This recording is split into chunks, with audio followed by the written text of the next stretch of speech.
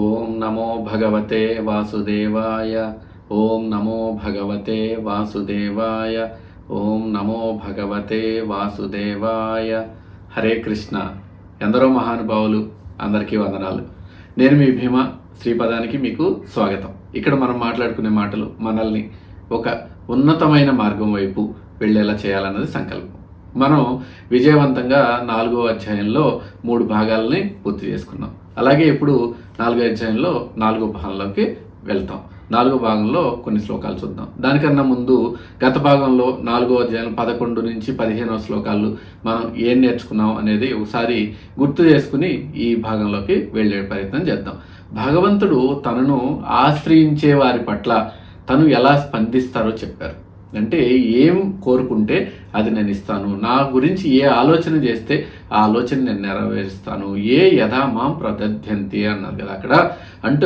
అంటే ఎవరు ఏ భావంతో కొలిస్తే వారికి ఆ రూపంలో నేను కనిపిస్తాను అని ఆయన హామీ ఇచ్చారు. అలాగే సమాజంలో చాతుర్వర్ణం మయా సృష్టం అన్నారు. అంటే చాతుర్వర్ణం అనే దాన్ని మనిషి పుట్టుక బట్టి కాదు, వారి గుణాలను, వారి స్వభావాన్ని బట్టి, వారి చేసే పనులను బట్టి నేనే విభజించాను అని చెప్పి కూడా స్పష్టంగా చెప్పారు అక్కడ.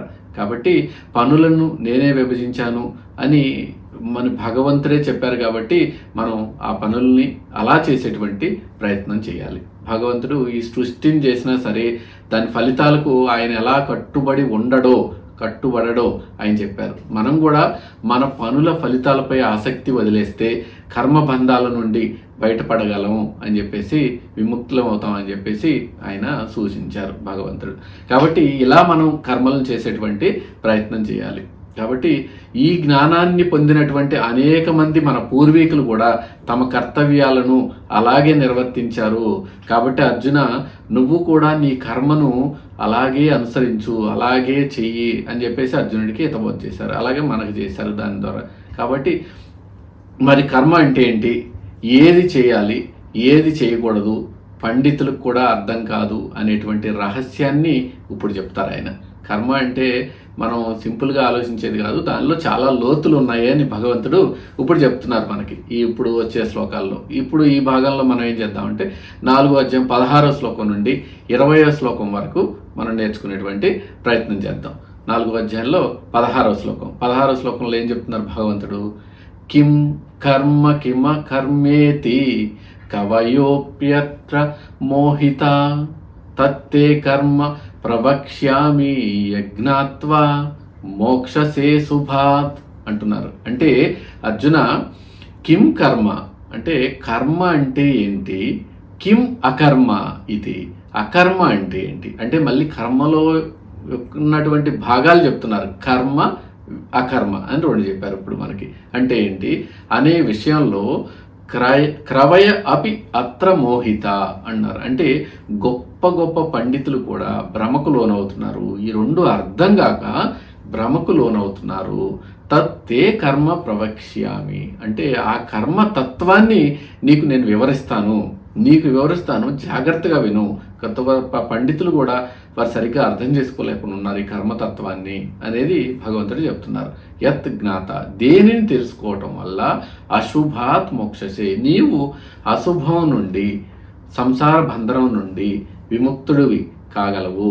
అటువంటి కర్మను నీకు నేను వివరిస్తాను, విను అర్జున అని చెప్తున్నారు ఈ శ్లోకంలో. అంటే కర్మలలో రకరకాలు ఉంటాయి కర్మలు అని చెప్పడం భగవంతుడి యొక్క ఉద్దేశం. ఆ కర్మలలో ఏది మంచి కర్మ, ఏది చెడు కర్మ, దేని ఫలితం ఎలా ఉంటుంది అనేటువంటిది భగవంతుడు అర్జునుడికి చెప్తున్నారు అక్కడ. కాబట్టి ప్రపంచంలో ఏది చేయాలో అంటే చర్య కర్మ, ఏది చేయకూడదో నిష్క్రియాత్మక కర్మ అంటే ఏది చేయకూడదు, నిషిద్ధం అది అనే విషయంలో చాలామందికి స్పష్టత ఉండదు మనలో. కాబట్టి ఒక్కోసారి మనం మంచి అనుకున్న పని చేసేది చెడు అవ్వచ్చు, అలాగే ఏం చేయకుండా కూర్చోవడం కూడా తప్పే అవ్వచ్చు. అంటే నేనేం కర్మ చేయను అనుకున్నాడు. కాబట్టి ఈ గందరగోళాన్ని తొలగించేటువంటి ప్రయత్నాన్ని అర్జునుడి ద్వారా మనకి భగవంతుడు చేస్తున్నారు. ఏం చేస్తున్నారు అక్కడ? మనం నిత్య జీవితంలో తరచూ ఒక డైలమాలో ఉంటాం. నేను నా బాధ్యతను సరిగ్గా నిర్వర్తిస్తున్నానా లేక తప్పు చేస్తున్నానా అనే దాంట్లో ఉంటాం అని. కాబట్టి ఇక్కడ కృష్ణుడు ఏమంటున్నారు, చెప్పేది ఎలా ఉండాలంటే కేవలం బాహ్యంగా కనిపించే పనిని చూసి అది కర్మ అని మనం కంక్లూజన్కి రాకూడదు. దాని వెనుక ఉన్న ఎరుక ఏంటి అనేది ముఖ్యం చేసుకోవాలి. దాని వెనుక ఏం ఉద్దేశం ఉంది అనేటువంటిది ముఖ్యము ఇక్కడ అని చెప్తున్నారు ఆయన. అంటే మనం నిత్య జీవితంలో ఒక చిన్న ఉదాహరణ చూసాం, భౌతికమైంది. ఒక జడ్జి ఒక నేరస్తుడికి ఉరిశిక్ష వేశారనుకోండి, వేసే బాహ్యంగా అదేంటి, ప్రాణాన్ని తీసేటువంటి ఒక హింస కదా. కానీ అది ఆయన ధర్మం కాబట్టి అక్కడ ఆయన ధర్మం వ్యక్తిగత ద్వేషంతో చేయలేదు కాబట్టి అది అశుభం కాదు. కాబట్టి ఒక సామాన్యుడు కోపంతో ఎవరినైనా కొడితే అదేమవుతుందంటే పాపం అవుతుంది. అంటే ఉద్దేశాన్ని బట్టి కర్మ మారుతుంది అని మనం ఇక్కడ అర్థం చేసుకోవాలి. అంటే ఏదైనా కర్మ చేసిన తర్వాత దాని వెనుక ఉన్నటువంటి ఉద్దేశం ఏంటి అది మనం అర్థం చేసుకోవాలి. అందుకని ఈ అర్థం చేసుకోవటంలోనే గొప్ప గొప్ప పండితులు కూడా అర్థం కాక విఫలమయ్యారు అని చెప్పి భగవంతుడు అర్జునుడికి చెప్తున్నారు, అంటే మనకి చెప్తున్నారు. కాబట్టి మనం జాగ్రత్తగా దీన్ని అర్థం చేసుకునేటువంటి ప్రయత్నం చేయాలి. ఇది 16వ శ్లోకం. అర్థమైంది కదా ఈ శ్లోకం? అర్థమైతే 16వ శ్లోకం తర్వాత 17వ శ్లోకం చూద్దాం. ఈ 17వ శ్లోకంలో ఏం చెప్తున్నారు? కర్మణ్యో హ్యాపి బోద్ధవ్యం బోద్ధవ్యం వికర్మణ అకర్మణస్య బోద్ధవ్యం గహనా కర్మణో గతి అంటున్నారు. అంటే దీని భావం ఏంటంటే కర్మణ అపి బోద్ధవ్యం, కర్మ యొక్క తత్వాన్ని, బోద్ధవ్యం చ వికర్మణ, నిషిద్ధ కర్మల యొక్క తత్వాన్ని, అలాగే అకర్మణ చ, అకర్మ యొక్క తత్వాన్ని కూడా తప్పక తెలుసుకోవాలి. 3 రకాలు చెప్పారు: కర్మ, నిషిద్ధ కర్మ, అకర్మ. ఈ 3 కర్మల యొక్క తత్వాన్ని మనం సరిగ్గా అర్థం చేసుకోవాలి.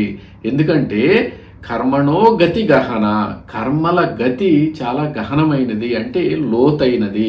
కర్మల యొక్క గతి చాలా లోతైంది. కాబట్టి ఈ 3 ఏది ఏంటి? కర్మ, అకర్మ, అలాగే వికర్మ. అంటే ఈ 3టిని అర్థం చేసుకోవాలి మనం అని చెప్పి భగవంతుడు చెప్తున్నారు. ఇక్కడ మనకు 3 విషయాలు ఉన్నాయి. ఇప్పుడు చెప్పినట్లే కర్మ చేస్తున్నాం అంటే కర్మ అంటే ఏంటి? ముందు మనం అర్థం చేసుకోవాల్సింది, మనకి శాస్త్రం చెప్పినటువంటి పనులు మనం చేస్తుంటే అవి కర్మలు చేస్తున్నట్లు. అలాగే రెండోది కూడా చెప్పారు భగవంతుడు. ఏం చెప్పారు? వికర్మ అని చెప్పారు. అంటే శాస్త్రం వద్దు అన్న పనులు ఏవైతే మనం చేస్తామో అవి వికర్మలోకి వస్తాయి. అలాగే ఇంకోటి చెప్పారు, అకర్మ అని చెప్పారు. అంటే ఈ అకర్మ అంటే ఏంటి? ఏ ఫలితాన్ని ఆశించకుండా చేసేటువంటి పనిని అకర్మ అంటారు.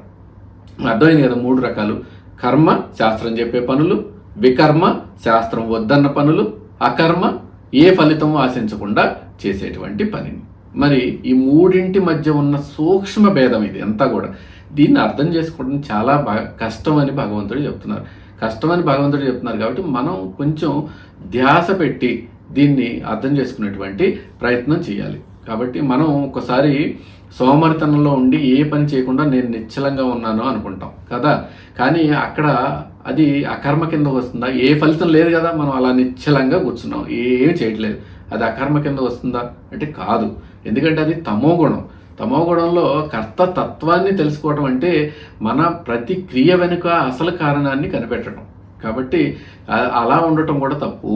అలా కాదు, చేసేటువంటి పనుల్లోనే ఈ భేదాన్ని మనం గమనించాలి అని చెప్పి మనం అర్థం చేసుకోవాలి. భౌతికమైన ఉదాహరణ చూసాం అనుకోండి, ఏమనిపిస్తుంది మనకి?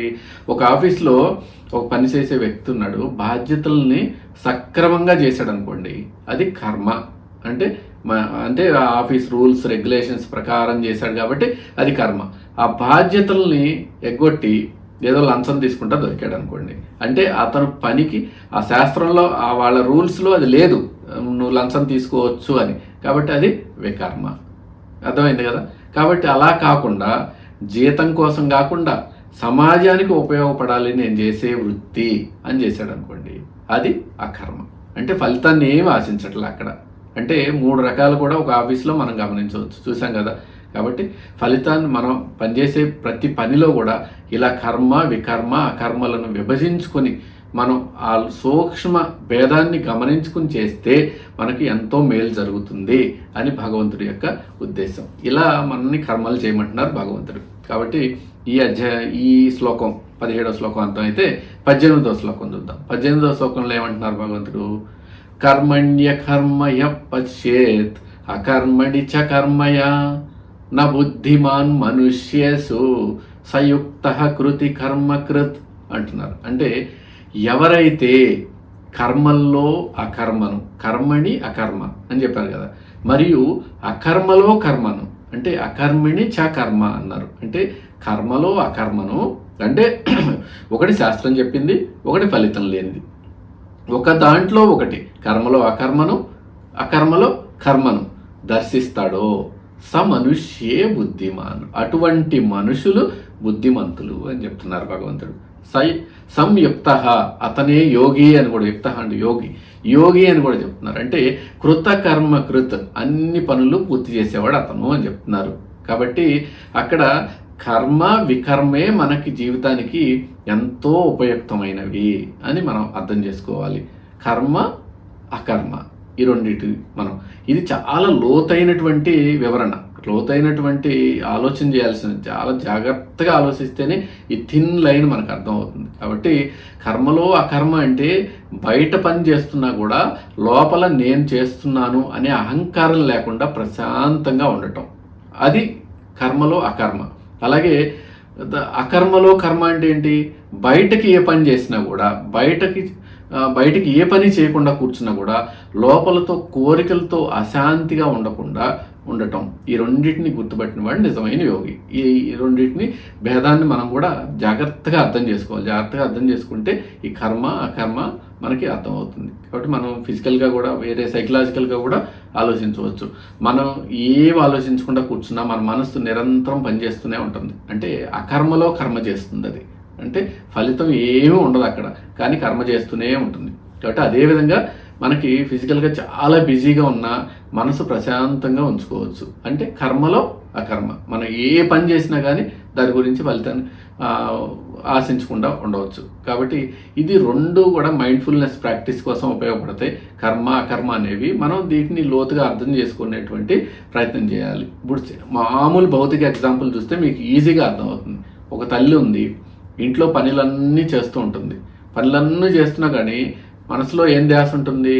బిడ్డ ధ్యాస ఉంటుంది. అంటే ఆమె ఎంత అలసిపోతున్నా కూడా ఆ పని ఆమెను బంధించదు. అంటే ఆ కర్మ ఆమెను బంధించదు. బంధించకపోతే ఏమవుతుంది? అది అకర్మే అవుతుంది కదా. కాబట్టి ఆ బిడ్డ ధ్యాసలో ఉంటుంది. బిడ్డ ఏం చేస్తున్నాడు, తిన్నాడా టైంకి, ఇలా ఉంటుంది. కాబట్టి తల్లి చేసేటువంటి పని కర్మలో అకర్మ, అలా మనం అర్థం చేసుకోవాలి. అదే ఒక వ్యక్తి హాయిగా కూర్చుని ఇతరుల మీద అసూయ పడతా ఉన్నాడు అనుకోండి, అతను ఏ పని చేయట్లేదు, కూర్చుని ఆలోచన చేస్తూ ఉన్నాడు ఒక గురించి, అంటే కర్మబంధంలో చిక్కుకుపోతా ఉన్నాడు. అంటే ఏం చేస్తున్నాడు? కర్మలో వికర్మ చేస్తున్నాడు అతను. అలాంటి చెడు ఆలోచన చేయడు. సో అలా చేయకూడదు. కర్మలో వికర్మ ఎప్పుడు చేయకూడదు. కర్మలో అకర్మను చేయాలి, లేదంటే అకర్మలో కర్మను చేసేటువంటి ప్రయత్నం మనం చేయాలి. వారిని యోగి అంటారని భగవంతుడు చెప్తున్నారు ఇక్కడ. కాబట్టి ఇలా మనం చేసేటువంటి ప్రయత్నం చేద్దాం. ఇది మనం ఎక్కడైనా మీరు కూడా రాసుకుని కొంచెం సాధన చేయటం వల్ల ఈ డిఫరెన్స్ మనకి ఈజీగా మీకు అర్థమవుతుంది. అలాగే 18వ శ్లోకం అర్థమైతే 19వ శ్లోకంలోకి వెళ్దాం. 19వ శ్లోకంలో భగవంతుడు ఏం చెప్తున్నారంటే, యస్య సర్వే సమారంభ కామ సంకల్పవర్జిత జ్ఞానాగ్ని దగ్ధ కర్మాణం తమాహు పండిత బుధ అని చెప్తున్నారు. అంటే యస్య సర్వే సమారంభ అంటే ఎవరి యొక్క పనులన్నీ కూడా కామ సంకల్ప వర్జిత, కోరికలు మరియు సంకల్పాలు లేనివో, వర్జిత అంటే లేకుండా ఉండటము, లేనివో జ్ఞానాగ్ని ధర్మ కర్మాణం అని చెప్తున్నారు. అంటే ఎవరి కర్మలైతే జ్ఞానం అనే నిప్పుతో కాల్చివేయబడతాయో అటువంటి వాడిని బుధాహ పండితుడు అని పిలుస్తారు అని చెప్తున్నారు. అంటే మనం ఏ పని చేసినా కూడా దాని వెనుక నాకు ఇది కావాలి అనే సంకల్పం ఉంటుంది మామూలుగా ఆలోచిస్తే. కానీ జ్ఞాని ఏ పని చేసినా కూడా అది లోక కళ్యాణం కోసం కేవలం కర్తవ్యంగా చేస్తారు. కాబట్టి అటువంటి వారి కర్మలు జ్ఞానమనే అగ్నిలో భస్మమైపోతాయి. వారు ఏ పని చేసినా భస్మమైపోతాయి. వారికి ఎటువంటి కర్మ ఫలితం అంటదు. అవి లోక కళ్యాణం కోసమే మాత్రమే ఉపయోగపడతాయి. అంటే అవి అతనికి ఒక కొత్త జన్మను లేదా కొత్త బంధాన్ని ఏం కలిగించవు ఆ పండితుడికి. కాబట్టి అలా పనులు అలా చేసేటువంటి ప్రయత్నం మనం చేయాలి అని భగవంతుడు చెప్తున్నారు. అంటే మన పనులన్నీ స్వార్థంతో అంటే కామ సంకల్పంతో కూడినై ఉంటే మనం ఎప్పుడు టెన్షన్లో ఉంటాం. ఎప్పుడైతే ఆ స్వార్థం పోతుందో, మన మనస్సు జ్ఞానంతో ప్రకాశిస్తుందో, అప్పుడే మనం చేసే పనిలో పూర్తి నాణ్యత వస్తుంది, మంచి క్వాలిటీ అవుట్పుట్ బయటకు వస్తుంది. కాబట్టి ఇలా చేయి, నువ్వు పని ఇలా కర్మ చేయి అని చెప్తున్నారు భగవంతుడు. ఒక భౌతికమైన ఉదాహరణ చూసాం అనుకోండి, ఒక టీచర్ కేవలం జీతం కోసం పాఠాలు చెప్పారనుకోండి, అది ఒక రకమైంది. కానీ నా విద్యార్థులు గొప్పవారు కావాలి అన్న జ్ఞానంతో, ఫలితం మీద ఆశ లేకుండా బోధించడం వలన, జ్ఞానాగ్నితో పనిచేయటం వలన ఇటువంటి వారిని సమాజం పండితులుగా గౌరవిస్తుంది. వారి దగ్గర చదువుకున్న విద్యార్థులు వృద్ధిలోకి వస్తారు అని చెప్తుంది అక్కడ. కాబట్టి మనం మన పనుల్లో స్వార్థం ఎంత ఉందో ముందు గమనించుకోవాలి. మనం చేసేటువంటి పనుల్లో ప్రతి పనిలో స్వార్థం ఏమైనా ఉందా, మనం మాట్లాడే మాటల్లో స్వార్థం ఏమైనా ఉందా అనేటువంటిది గమనించుకోవాలి అనేటువంటిది భగవంతుడి యొక్క సూచన ఈ శ్లోకం ద్వారా. అర్థమైంది కదా 19వ శ్లోకం.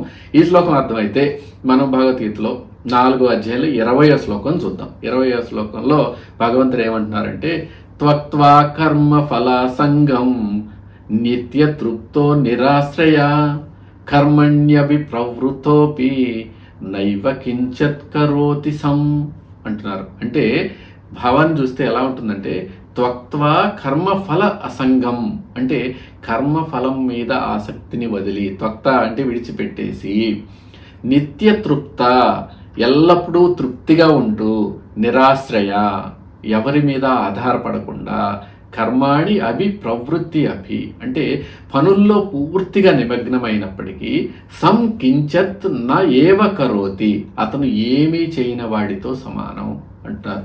అంటే ఎలా అర్థం చేసుకోవాలంటే దీన్ని, ఫలితం మీద ఆశ లేని వాడికి ఎప్పుడూ తృప్తి ఉంటుంది. ఫలితం మీద ఆశ లేని వాడికి ఎప్పుడూ తృప్తి ఉంటుంది.